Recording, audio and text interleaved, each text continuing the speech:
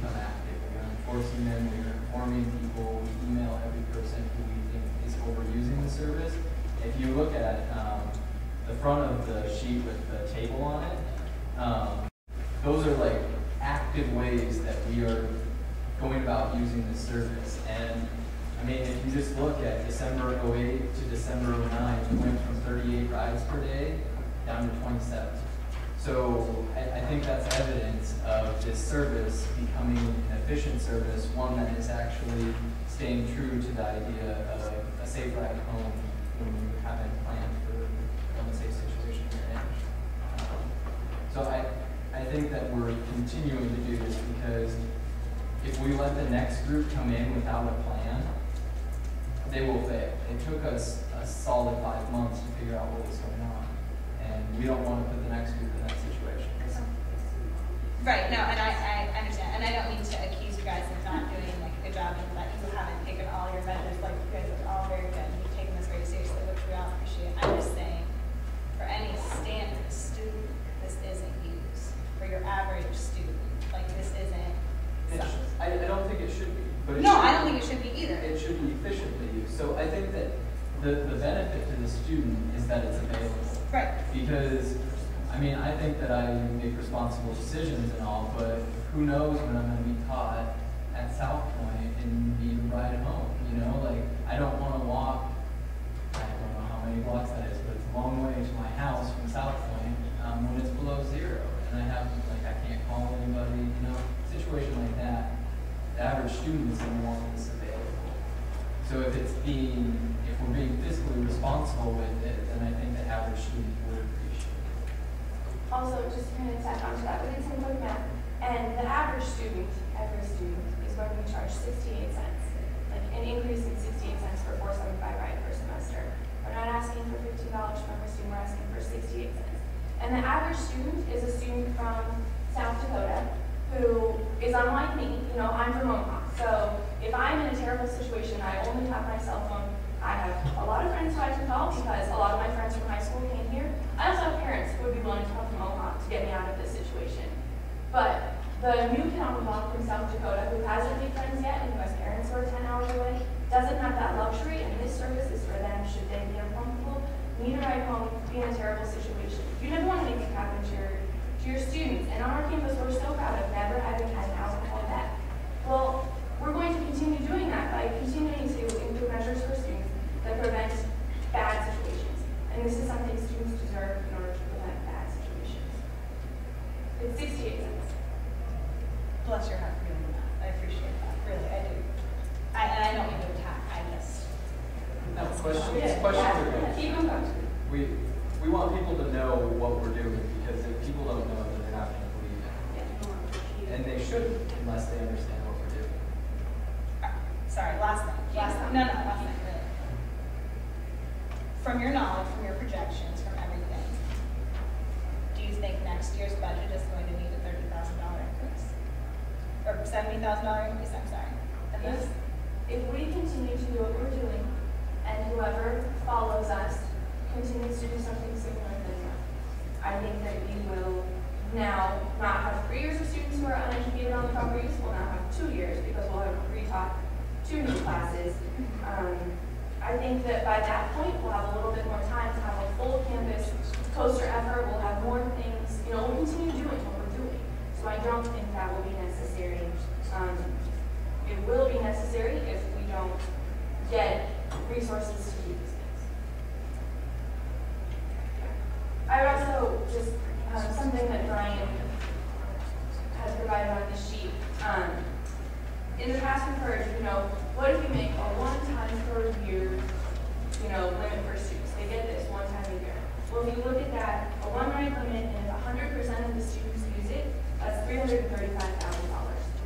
And as soon as you say you can use the service once, you can use the service twice, I think we're going to see a lot more students using it. If we stop looking at it as a last resort safe ride home and we start just giving out that limit, I mean, if you look at even 40% of students taking advantage of their one-time limit, we're already exceeding last year's budget at $134,000.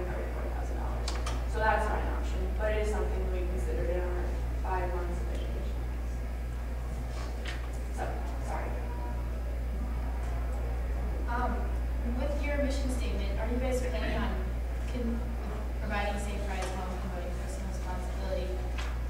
guys ever consider rewording it when you guys go to educate the new students next year? Rewording it so that it's, I mean, saying that it's like a safe ride home, but like telling somebody that they're like overusing it, if they're using it several times a month. Like how can you, I don't know, how can you guys say that like someone's overusing it when they're using it for what the mission statement? At our town hall, we clarified for about 9 different students in about 9 different ways what our definition of last resort is. Something that you cannot think an extreme emergency. You know, if you go out at the beginning of the night intending to take 475 right home, that's not an emergency. You should be able to do that. If you start your day of classes intending to take 475 right home because the buses aren't running at that point in the night, that's not a last resort. So we're communicating our definition of safe ride home in order to preserve that mission. If that makes sense. You guys are going to plan on educating the 12 students in that way. What we are doing currently. And we recognize the value of a really sound, solid message that is consistent and something that's succinct enough to get the point across. We also recognize that in the past, this message has not come across consistently, and that ASU has made mistakes.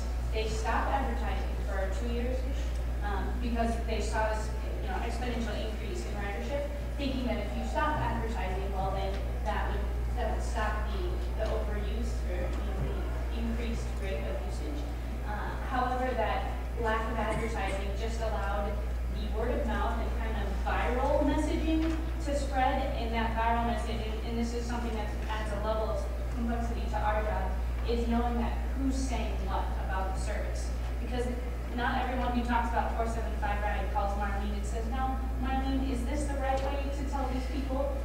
You know, there's that sense of, well, I know what it is, I'm a student educator, this, I should be able to tell the next person.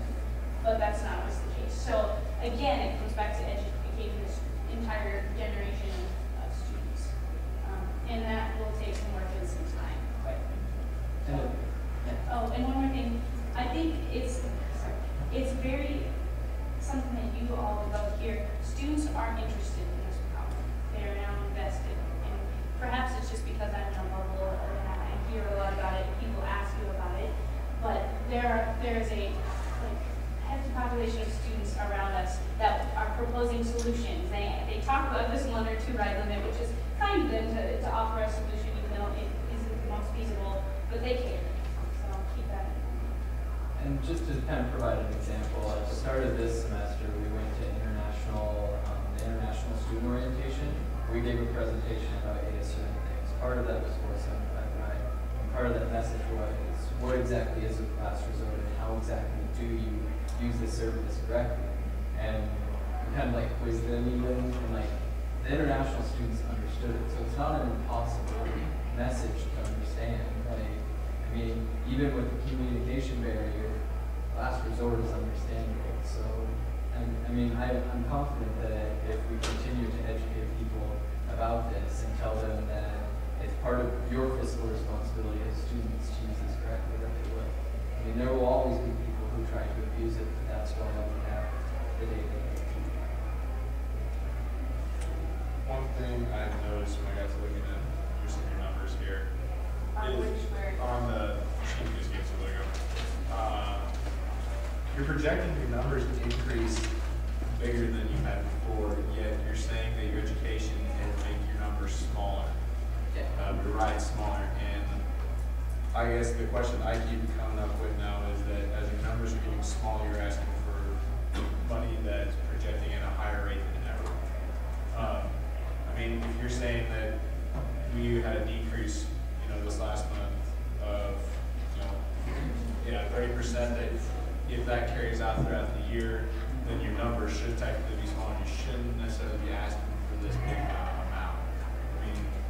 I don't know necessarily, the thought, I guess, behind all that exactly, but I guess that's something that's sticking out to me.